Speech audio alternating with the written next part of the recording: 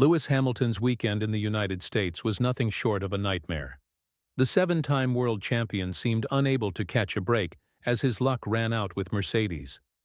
Many fans and analysts think the team might be holding him back, especially after he spun in the same spot where his teammate George Russell had an issue just a day earlier during qualifying.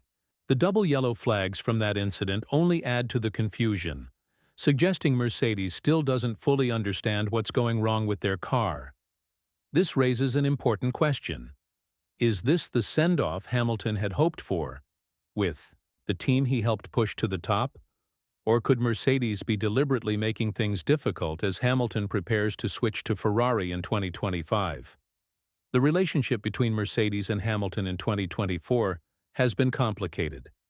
From the very start of the season, when he announced he would leave, it was clear things might get tense. Many believed Hamilton was aware from the beginning that the car wouldn't be competitive, but he still managed to win 2 races, more than he did in the previous 2 years combined. That showed a glimpse of hope for Mercedes. But the events in Austin quickly shattered that. From the sprint race onwards, Hamilton faced issues. Right at the beginning of the formation lap, he heard a strange clicking noise, which turned out to be a broken suspension. The team had to swap his car, and after a strong start where he gained 5 places in just 2 laps, everything fell apart. What looked like a great comeback race from 17th on the grid ended with Hamilton scoring no points. For a driver who has won 6 times at this circuit, it was a disappointing outcome. Seeing Hamilton's final race with Mercedes end like this, spinning off into the gravel on just the 2nd lap, and bringing out the first safety car since the Canadian Grand Prix back in June, is tough for fans. It feels like his luck has completely run out. What's even more frustrating is that both Hamilton and team principal Toto Wolff agree that the mistake wasn't due to any fault of Hamilton's driving. Hamilton himself was clear he couldn't have done anything differently. He mentioned that in all his years racing here, he doesn't remember ever spinning at this track, maybe just once, if at all. He also described how the race started well, moving up to 12th place early on, and how he was managing his tires carefully rather than pushing too hard. But then the car suddenly lost grip at the rear, causing the spin.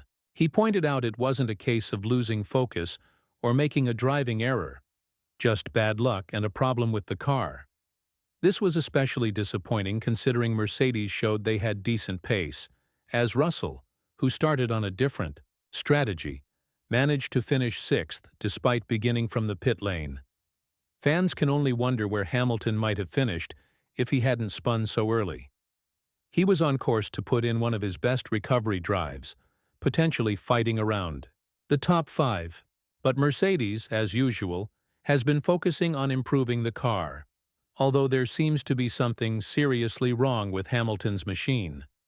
Even though he praised the team for fixing the car quickly, he hinted that the upgrades might not be working as expected. During qualifying, Hamilton sounded frustrated on the radio, repeatedly asking his engineer where the Carbon Man was, a clear sign he was struggling with the car's setup.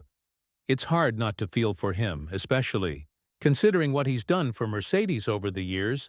While he wasn't part of the team when Schumacher and Haag were building the foundation from 2010 to 2013, Hamilton was the key figure who led Mercedes to their dominant era. Austin revealed some behind-the-scenes decisions that sparked speculation.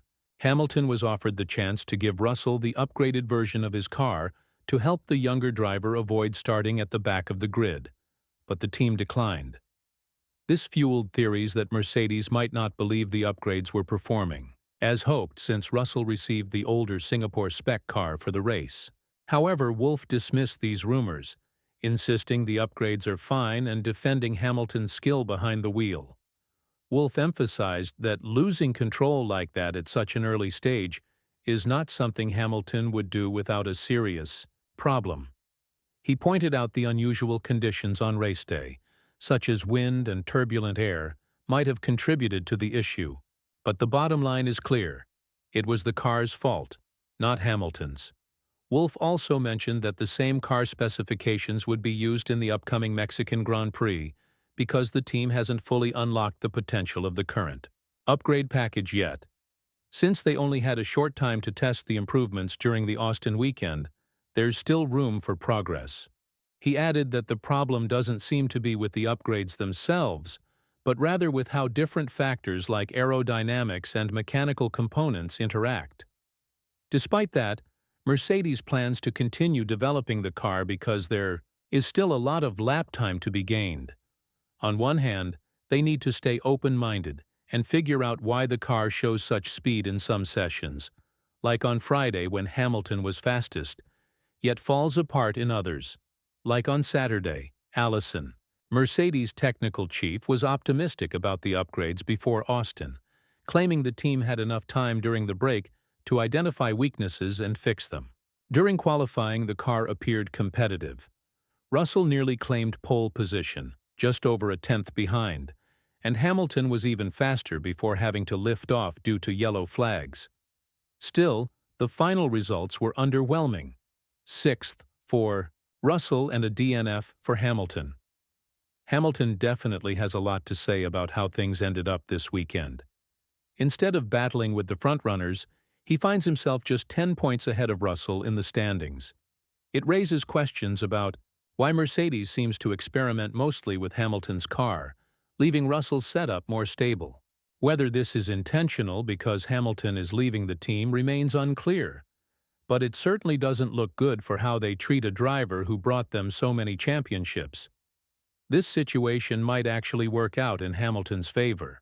Moving to Ferrari in 2025 could give him the chance to drive a car that better understands his feedback and meets his expectations. Although his chances of winning another world title seem slimmer, Ferrari is showing steady improvement, and next season promises exciting competition.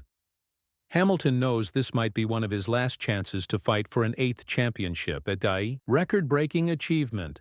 If there's anyone who will give everything to seize that opportunity, it's him. So, with all this in mind, what do you think? Is Hamilton eager to start fresh with Ferrari, finally getting the support and car he needs? And will Mercedes regret how they handled his final season with them, especially given his huge contribution over the years? One thing is clear: Lewis Hamilton's story is far from over. His passion, skill, and determination remain as strong as ever, and the next chapter in his career promises to be just as captivating. Whether he claims another title or not, Hamilton's legacy as one of the greatest in the sport is already secured. If you've got thoughts on this whole situation or predictions about what's next for Hamilton and Mercedes, drop a comment below. And don't forget to check out the video on your screen right now for more insights into the world of Formula One.